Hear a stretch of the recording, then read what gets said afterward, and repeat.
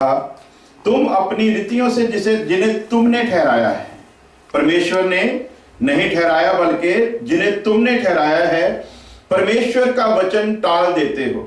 अपनी ठहराई हुई रीतियों से, अपने बनाए हुए कानूनों के तहत तुम परमेश्वर के उस वचन को टाल देते हो और ऐसे ऐसे बहुत से काम करते हो। और उसने लोगों को अपने पास बुलाकर उनसे कहा, तुम सब मेरी सुनो और समझो। हालेलुया। परमेश्वर ने मूसा के द्वारा जो कानून इस्राएलियों के लिए ठहराया था, जो विधियां, कानून, जो हुक्म खुदा ने दिए थे, यहूदियों ने उनमें मिलावट कर दी, उनके प्रीस्टों ने उनमें मिलावट कर दी। और उस मिलावट के कारण वो लोग जिनको शरह में चलना था, परमेश्वर के कानून में चलना था, वो लोग शरह के मुताबिक नहीं चल पा रहे थे। क्यों? क्योंकि उनके सिखाने वाले जो थे उस रीति से परमेश्वर की बातों को उनको नहीं बता रहे थे जिस रीति से बताना चाहिए था। उस वक्त भी खुदा के कलाम में मिलावट होती थी, आज भी खुदा के कलाम में मिलावट हो रही है। उस वक्त भी खुदा के कलाम में जब मिलावट होती थी तो खुदा को पसंद नहीं था। इस वक्त भी खुदा के कलाम में जब मिलावट होती है तो खुदा को पसंद नहीं है। इसलिए खुदा ने पुरानी शरह में भी यहां तक कह दिया था कि तेरे खेत में दो प्रकार का बीज नहीं होना चाहिए। वो जो तोलने वाले, क्या हमारे तो तकरीब बोलते हैं, उसमें दो प्रकार के वो तोलने वाले जो पैमाने वो होने नहीं चाहिए। और फिर खुदा का कलाम कह रहा है कि दो तरीके से भी तुम परमेश्वर में नहीं चल सकते, तुम्हें एक ही तरीका अपनाना होगा। मिलावट परमेश्वर को शरह में भी पसंद नहीं थी, मिलावट आज कृपा के युग में भी पसंद नहीं है। और जहां मिलावट होती है परमेश्वर फिर वहां पर रंज होता है, दुखी होता है। इसलिए यीशु मसीह को कहना पड़ा, अब तुम इनकी छोड़ो। ये जो बता रहे हैं उसमें मिलावट हो चुकी है और बड़ा जबरदस्त इसमें वाक्य लिखा है। और उसने लोगों को अपने पास बुलाकर उनसे कहा, तुम सब मेरी सुनो और समझो। हालेलुया। यीशु मसीह जो खुदा का कलाम है, यीशु मसीह का दूसरा नाम कलाम है। अब वो कलाम खुद मुखातिब होकर लोगों से बात कर रहा है कि तुम इनकी छोड़ो जो मिलावट करके पेश कर रहे हैं, तुम सीधे सीधे मेरी सुनो और समझो। कभी कभी हम सुनते हैं परंतु समझते नहीं है, लेकिन खुदा चाहता है हम उसकी सुने और उसकी बात को समझें। सुनना ही काफी नहीं है यदि हम समझते नहीं हैं। और आगे के वर्ष में लिखा है, यदि किसी के सुनने के कान हो तो वो सुन ले। जो मैं बताने जा रहा हूं यीशु मसीह कह रहा है, यदि किसी के सुनने के कान हो तो वो सुन ले। खुदा क्यों चाहता है कि हम उसके कलाम को सुन ले? आगे की वर्ष पढ़ेंगे, जेम्स 1 अध्याय उसके 18 वर्ष, याकूब 1 और 18 वर्ष। जल्दी जल्दी पढ़ाएंगे ताकि वर्ष टू वर्ष विचार करते जाइए।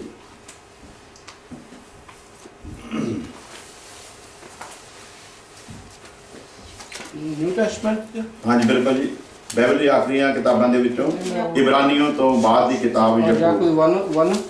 हाँ जी, याकूब 1 अध्याय और 18 वर्ष। ਉਹਨੇ ਆਪਣੀ ਹੀ ਮਨਸ਼ਾ ਤੋਂ ਸਾਨੂੰ ਸਚਾਈ ਦੇ ਬਚਨ ਨਾਲ ਜਨਮ ਦਿੱਤਾ। ਰੋਕਾਂਗੇ। ਉਹਨੇ ਆਪਣੀ ही मंशा तो सानू सच्चाई दे वचन दे नाल जन्म दिता। हिंदी में लिखा है, उसने अपनी ही इच्छा से हमें सत्य के वचन के द्वारा उत्पन्न किया। किहदे नाल उत्पन्न होया सी? सत्य, सच्चाई दे वचन दे नाल। सच की है, यीशु मसीह कहता राह, सच्चाई और जिंदगी मैं हूं। और जो हमें जन्म मिला है वो झूठा वचन नहीं है, वो मिलावट किया हुआ वचन नहीं है। जिस वचन ने हमें जिंदगी दी है, जिस जिंदगी का नाम मसीह यीशु है, जिसके बारे में लिखा है जिसके पास बेटा है उसके पास जिंदगी है, जिसके पास बेटा नहीं उसके पास जिंदगी भी नहीं। वो जिसके पास जिंदगी है, जो खुद जिंदगी है, उसका कलाम इस तरह से बताता है, उसने अपनी ही इच्छा से हमें सत्य के वचन से जन्म दिया है ताकि हम उसकी सृष्टि की हुई वस्तुओं में से हर प्रकार में पहला प्रथम फल ठहरे। जो कुछ भी उसने पैदा किया है उसमें पहला फल हमें ठहराया है। उसने इसलिए ठहराया क्योंकि वो चाहता है कि हम पहला फल बने। क्यों बने? क्योंकि हमारा जन्म झूठ के वचन से नहीं बल्कि सच के वचन से हुआ है, जिसमें कोई भी मिलावट नहीं है। आगे के वर्ष एक और पढ़ेंगे, जेम्स एक 21 आयत। इस कारण ਤੁਸੀਂ हर प्रकार ਦੇ गंदमंद इस प्रकार इसलिए जबकि हमारा जन्म सत्य के वचन के द्वारा हो गया है, अब हमें चाहिए कि हम हर प्रकार के, पंजाबी च लिखा गंदमंद और हिंदी में लिखा हर प्रकार की मलिनता, हर प्रकार की गंदगी को और वैर भाव की बढ़ती को दूर करें। जो हमारे अंदर वैर भाव की बातें पैदा हो रही हैं उनको हम अपने अंदर से दूर करें और उस वचन को नम्रता से ग्रहण करें। हालेलुया। कैसे ग्रहण करना है जी?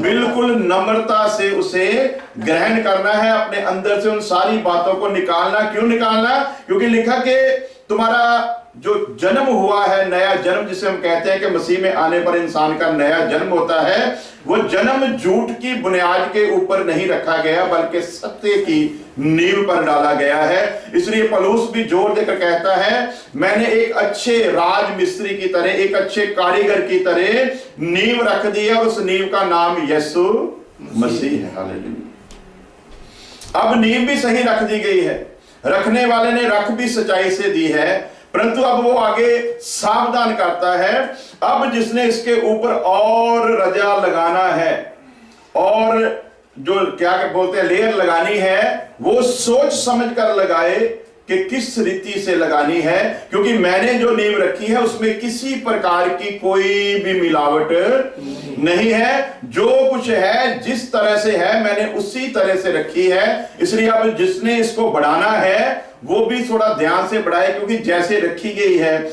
उसी रीति पर चलकर इसको पूरी बिल्डिंग बनाना है ताकि खुदा का मंदिर जो है वो बन सके। इसलिए वो कहता है कि अपनी सारी मलिनता और वैर विरोध की जो भावना बढ़ रही है उसे दूर करके उस वचन को नम्रता के साथ ग्रहण कर लो जो हृदय में बोया गया है। किथे बोया गया है? हृदय, हार्ट में। हालेलुया।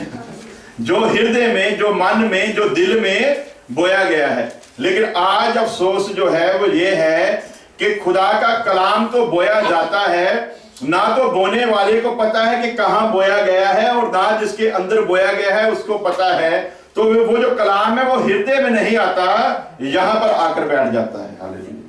और यहां पर जब बैठेगा तब सिर्फ शरारत होगी, लेकिन जब यहां पर आ जाएगा तो लिखा है कि जहां पर जब वो आएगा इसके साथ एक नया काम करता है उसका कलाम। फिर जब यहां पर आएगा तो इसको जिसके ऊपर वो रहम करता है उसी के साथ ये घटना घटती है। जब उसका कलाम सीधा हृदय में आएगा सबसे पहला काम वो क्या करता है? पत्थर दिल को तोड़ देता है। हालेलुया।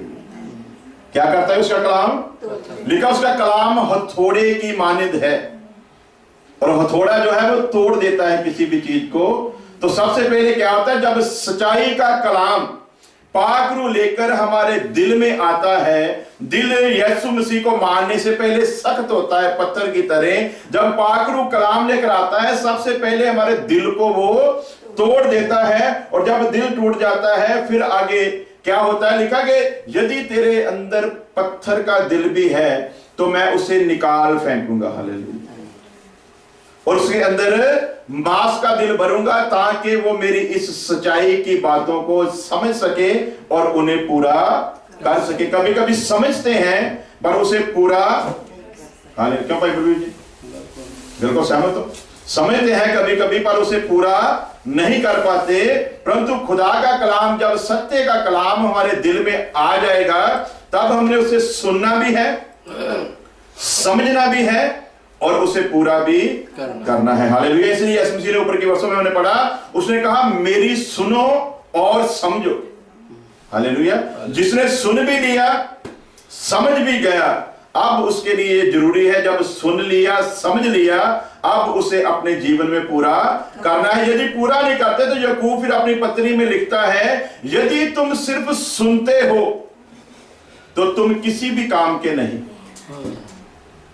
यदि तुम सुनकर विश्वास भी करते हो तो भी किसी काम के नहीं, क्योंकि ये वचन जो तुम सुनते हो इसे दुष्ट आत्माएं भी सुनती हैं, इसे इविल स्पिरिट भी सुनता है। और लिखा है कि वो भी यीशु मसीह के नाम से कांपते हैं, सब कुछ करते हैं जैसे हम करते हैं, लेकिन वो लिखता है, गिला करता है यदि तुम सुनकर सिर्फ विश्वास ही करते हो पर उस पर अमल नहीं करते, उसे पूरा नहीं करते, तो तुम में और इविल स्पिरिट में कोई भी फर्क, अगर पूरा नहीं करते फिर कोई फर्क नहीं। जैसा वो है वैसे ही तुम हो। वो भी डरता है खुदा के कलाम से, तुम भी डरते हो। हम देखते हैं गिरसैनी इलाके में जब यीशु मसीह गया और जिस आदमी में बहुत सारी दुष्ट आत्माएं थी, वो सीधा अगर यीशु मसीह के कदमों में आकर गिरकर कहता है, हे यीशु महाराज तुझे मुझसे क्या काम। इसका मतलब वो यीशु मसीह को पहचानता भी है, यीशु मसीह को जानता भी है, उसे उसकी ताकत के बारे में पता भी है, वो क्या कर सकता है।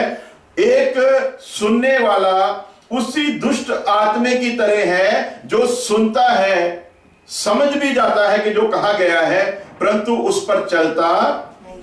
इसलिए यीशु मसीह चाहता है कि हम सुने, समझें और उस पर, कई बार हम सुनते हैं और चलने की कोशिश करते हैं लेकिन समझते नहीं।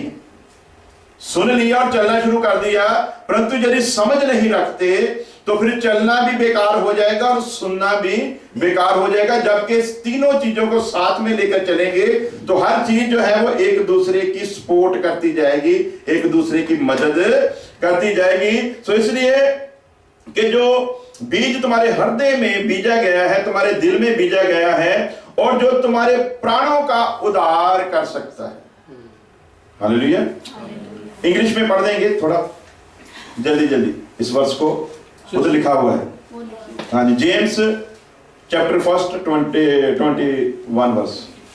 Therefore get rid of all moral filth and the evil that is so prevalent, and humbly accept the word planted in you, planted in you which can save you, ਜਿਹੜਾ ਕਿ ਤੁਹਾਨੂੰ ਬਚਾ ਸਕਦਾ ਹੈ, ਜਿਹੜਾ ਤੁਹਾਨੂੰ ਸੇਵ ਕਰ ਸਕਦਾ ਹੈ, ਜਿਹੜਾ ਤੁਹਾਡੇ ਪ੍ਰਾਣਾਂ ਦਾ उद्धार कर सकता है।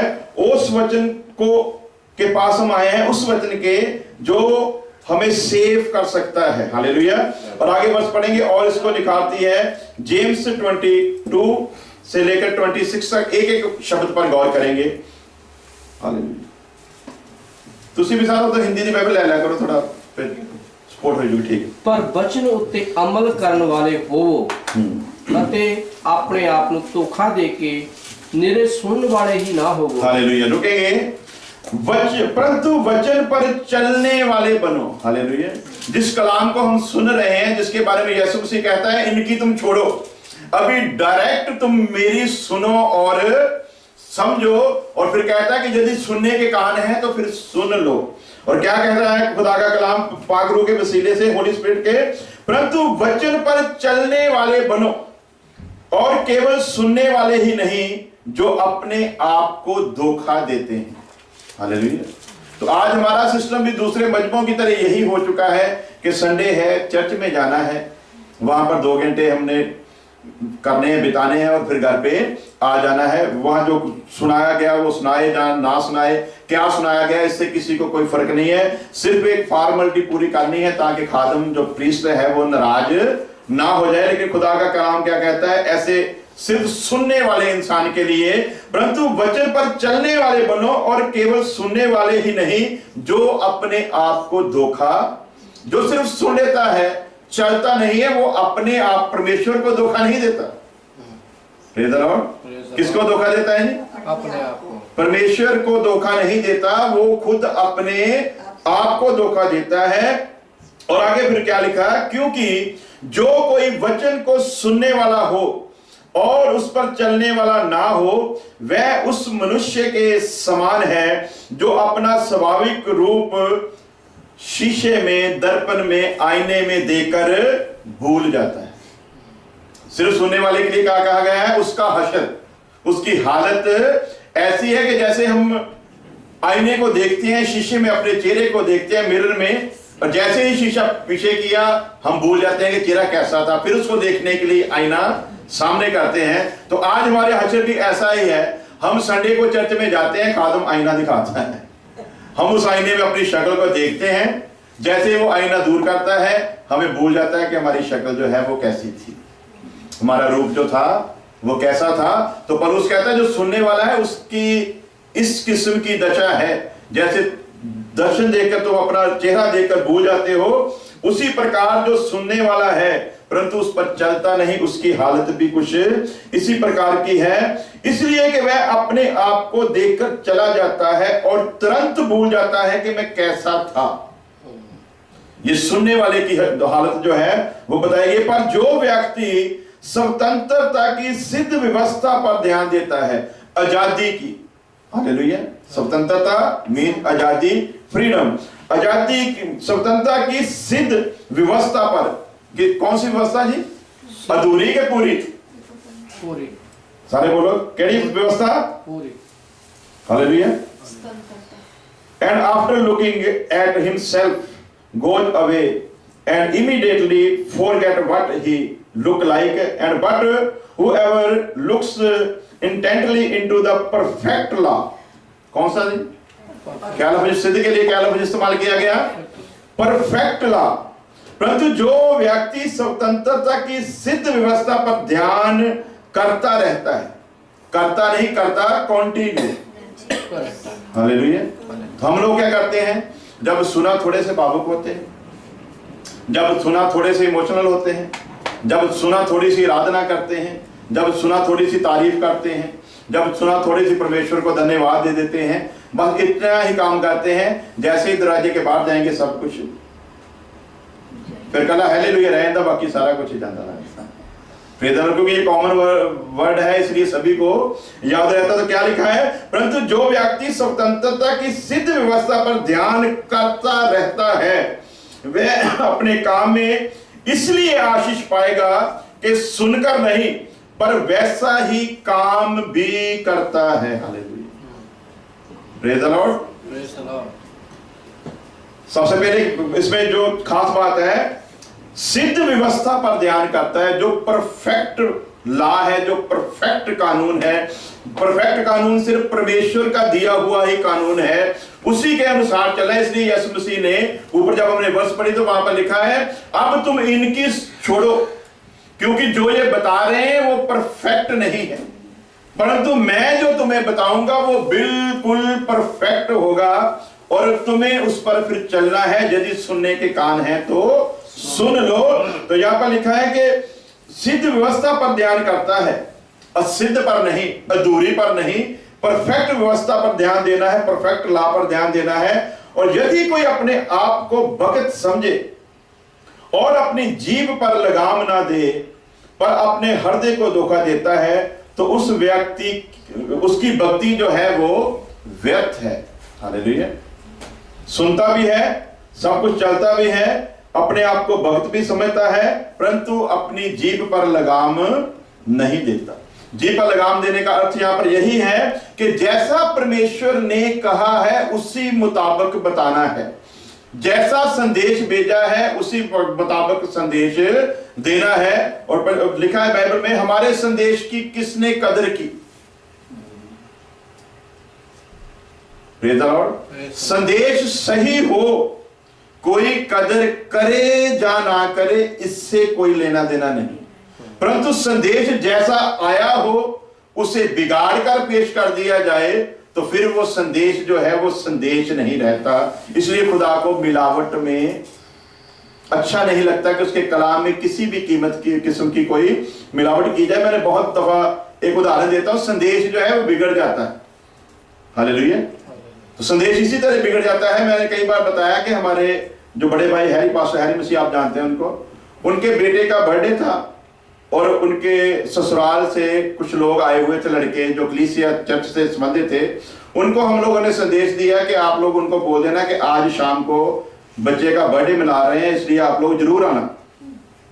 अचानक ही प्रोग्राम बना तो उनको संदेश दे रहे हैं, तो वो बोल रहे हैं कि यदि हम आपका संदेश लेकर वहां पर जाएं तो क्या वो हमारे संदेश पर यहां पर आ जाएंगे? वो ये नहीं कहेंगे कि उनको खुद आकर कहना चाहिए था। तो मैंने उनको बोला कि आप लोगों को जितना कहा गया है आप सिर्फ उतना करें, आप संदेश जरूर दे देना। अब आना या ना आना ये उनके ऊपर डिपेंड है, उनकी अगर मर्जी होगी तो वो आ जाएंगे, नहीं मर्जी होगी तो नहीं आएंगे, लेकिन आप संदेश पहुंचा देना। तो अब 20 किलोमीटर के अंतराल में जब संदेश उस गांव में पहुंचा तो वहां पर संदेश किस प्रकार से पहुंचा कि भाई इकबाल गिल ने आपके लिए संदेश भेजा है पास्टर हैरी मसीह के बेटे का बर्थडे है शाम को, आपको आना होगा तो आ जाना, नहीं तो मानता ना।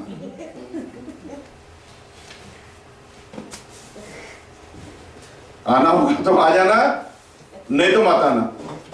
तो फिर अगले हफ्ते जब हम लोग गए तो मैंने पूछा कि भाई आप लोग आए क्यों नहीं थे? तो उन्होंने कहा जिस किस्म का संदेश आया था, कोई बेगैरती होगा जो ऐसे संदेश पर आ जाएगा,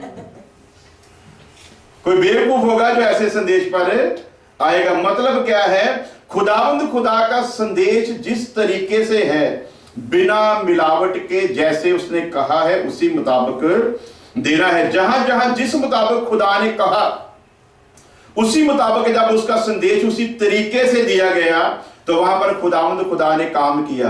हम देखते हैं कि नीनवा शहर के खिलाफ जब खुदावंद खुदा ने यूना नबी से कहा कि तू उनको बोल दे कि मैं तुम लोगों को बर्बाद कर दूंगा।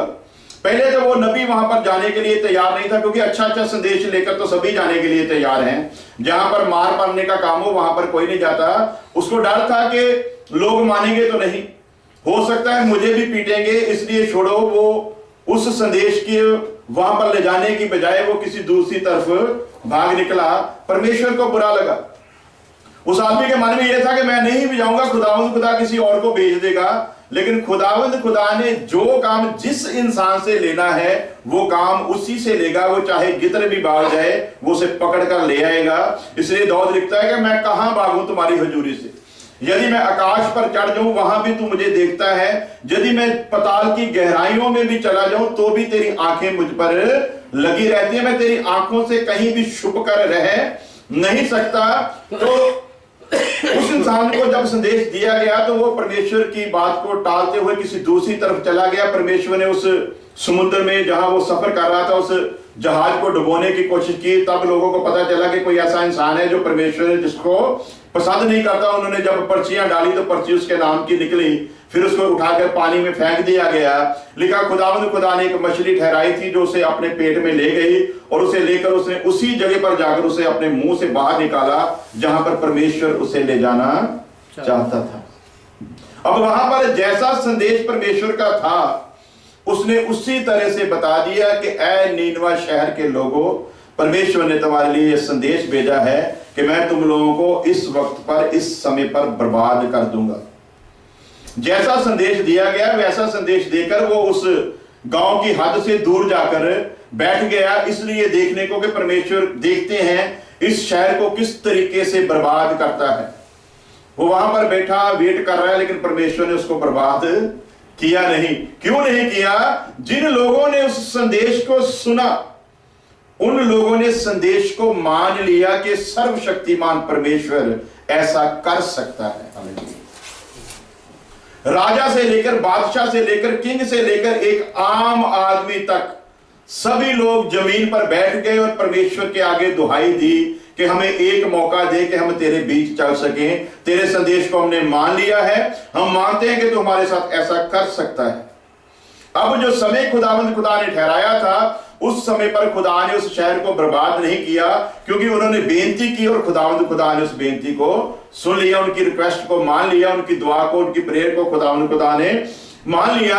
अब ये नबी जो था, जो नबूवत करके आया था, ये देख रहा है कि परमेश्वर ने क्यों बर्बाद नहीं किया, तो ये गिला कर रहा है परमेश्वर के साथ। तो परमेश्वर ने इसको समझाने के लिए एक काम किया। ये सोया हुआ था, इसके ऊपर धूप आ रही थी। खुदा ने एक पेड़ जमीन में से निकाला और उस पर छाया की। फिर एक कीड़े को हुक्म दिया, वो कीड़ा जो था उस पेड़ को खा गया और एकदम वो पेड़ सूख गया। ये बहुत क्रोधित हुआ कि परमेश्वर ने ऐसा क्यों किया। तो परमेश्वर ने इसको समझाने के लिए बताया, वो पेड़ जिसके लिए तूने कोई भी मेहनत नहीं की, जिसको ना तूने बोया, ना तूने उसको पानी डाला, ना तूने उसके बढ़ने के लिए कोशिश की, मैंने ही उसे पैदा किया, मैंने ही उसे नाश किया, जिसके लिए तेरी कोई भी मेहनत नहीं थी, उस पेड़ के लिए तुझे इतना दर्द है। ये शहर मेरी शक्लो सूरत के ऊपर बना हुआ है, ये इंसान मेरे बदन का हिस्सा है, तो फिर मैं अपने ही बदन के हिस्से को, जबकि उन्होंने तौबा कर ली है, कैसे बर्बाद कर देता है। इसलिए खुदा ने उसको समझाने की कोशिश की। कलाम जो है, शब्द जो है, जिस तरीके से पहुंचे जिस तरीके से मिले उसी तरीके से पहुंचाना है तो जिंदगियां बचेंगी। अब ये मैसेज में थोड़ा बहुत भी गड़बड़ कर देता, थोड़ी बहुत भी मिलावट कर देता तो परमेश्वर को वो पसंद। पहले परमेश्वर ने मूसा को बोला कि तू चट्टान को मार, वो चट्टान तुझे पानी देगी। मूसा ने उस चट्टान को मारा, चट्टान ने पानी दे दिया। दूसरी बार परमेश्वर ने कहा तू चट्टान को जाकर बोल तो वो पानी देगी। मूसा ने सोचा पिछली बार भी चट्टान को मारा था तो पानी निकला था, अब भी मैं मारूंगा तो पानी निकलेगा। दूसरी बार मूसा गया, उसने चट्टान को मारा। परमेश्वर ने उसको कहा अब तेरे लिए हुक्म है, उस प्रॉमिस की हुई जमीन के ऊपर, उस देश में मैं तुझे नहीं लेकर जाऊंगा, क्योंकि तूने मिलावट कर दी है। जिस तरह से मैंने तुझे करने को बोला था तूने उस तरीके से किया, उस तरीके से नहीं किया। इसलिए खुदावंद चाहता है जैसा तरीका वो हमें बताता है हमें उसी तरीके से करना है। यदि उस तरीके से नहीं करते तो खुदा हमसे नाराज होता है। उसके आगे पढ़ेंगे मरकस की इंजील 7 अध्याय उसकी 3 वर्ष। क्योंकि फरीसी और सब यहूदी और उनके बुजुर्गों की रीति पर चलते थे और जब तक भली बाती हाथ नहीं धो लेते थे तब तक खाते नहीं थे। अब खाने के विषय पर जो उनके पुरखों ने बताया हुआ था, जो उनके बुजुर्गों ने बताया हुआ था, जो उनके एल्डरों ने बताया हुआ था, उसी मुताबिक वो चाहते थे कि इंसान को हाथ धोकर ही खाना खाना चाहिए। यदि कोई हाथ धोकर खाना नहीं खाता था तो वो इसको अशुद्ध समझते थे, बुरी बात समझते थे। इसी बात को लेकर उनकी चर्चा जो थी वो यीशु मसीह के साथ चल रही थी। इसलिए आगे 5 वर्ष में लिखा है, इसलिए उन फरीसियों और शास्त्रियों ने उससे पूछा कि तेरे शागिर्द क्यों बुजुर्गों की रीतियों पर नहीं चलते और बिना हाथ धोए रोटी क्यों खाते हैं। अब हाथ धोने का जो सिस्टम था वो परमेश्वर की ओर से नहीं था। हाथ धोने का सिस्टम उनके ही बुजुर्गों द्वारा बनाया हुआ था। हाथ धोना या ना धोने से कोई मतलब नहीं, मन का धोया जाना जो था वो जरूरी था। अब ये लोग उस बात को तो पूरी सख्ती से लागू करते थे कि इंसान को हाथ धोकर ही खाना खाना चाहिए, परंतु मन को अभी तक धोया नहीं था। तो यीशु मसीह इनको बताना चाहता है कि जिस तरीके से तुम उस बात को पूरी रीति से मानते हो उसी तरीके से जरूरी है कि तुम अपने मन को भी साफ करो। उसी तरीके से मन को साफ करने के लिए तैयार नहीं थे, हाथ धो लेते थे। इस बात को लेकर यीशु मसीह के साथ इनका झगड़ा हो रहा था। और 12 वर्ष में लिखा, तो तुम उसको उसके पिता व उसकी माता की कुछ सेवा करने नहीं देते। यीशु मसीह अब उनको कई तरीकों से समझा रहा है। वो कह रहा है तुम पुरानी शरह को लेकर इंसान को बीच में मिलावट करके इस तरीके का बना देते हो कि जो इंसान अपने माँ बाप की सेवा करना भी चाहता है, तुम अपनी मिलावट की हुई बातों से उसे वो भी करने नहीं देते। और आगे फिर देखते हैं हम गलातियों की किताब, उसका पौलुस का लिखा हुआ लेटर गलातियों, उसका 1 अध्याय उसकी 14 वर्ष पढ़ेंगे। और उसने अपने बहुत से जाति वालों से जो मेरी अवस्था के थे यहूदी मत में बढ़ता जाता था और अपने बाप दादों के व्यवहार में बहुत ही उत्तेजित।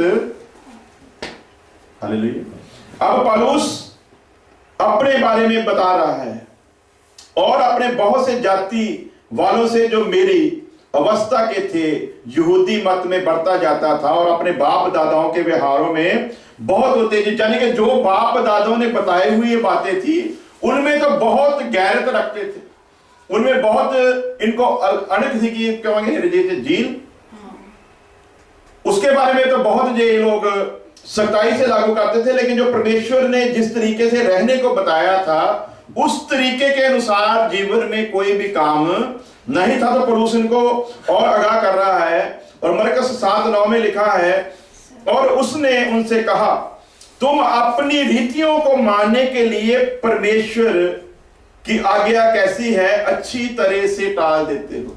अपनी बातों को पूरा करने के लिए, अपनी रीतियों को, अपने रिवाजों को, अपने बनाए हुए कानून को पूरा करने के लिए तुम परमेश्वर की बातों को भी पीछे छोड़ देते हो। इस तरीके से तुम लोग हठी हो गए हो, तुम्हारे सुनने के कान हैं पर तुम सुनते नहीं। सो परमेश्वर का कलाम हमें ये शिक्षा देना चाहता है, ये बताना चाहता है मिलावट ना तो करके कभी किसी को देना है और ना मिलावटी किसी कीमत पर लेना है। दोनों में ही हम दोषी ठहरेंगे। यदि मिलावट करके देते हैं तो भी परमेश्वर हमें माफ नहीं करेगा, और यदि मिलावट की हुई चीज को हम लेते हैं जानकर भी, इसलिए लिखा तुम समझो, मेरी सुनो और समझो।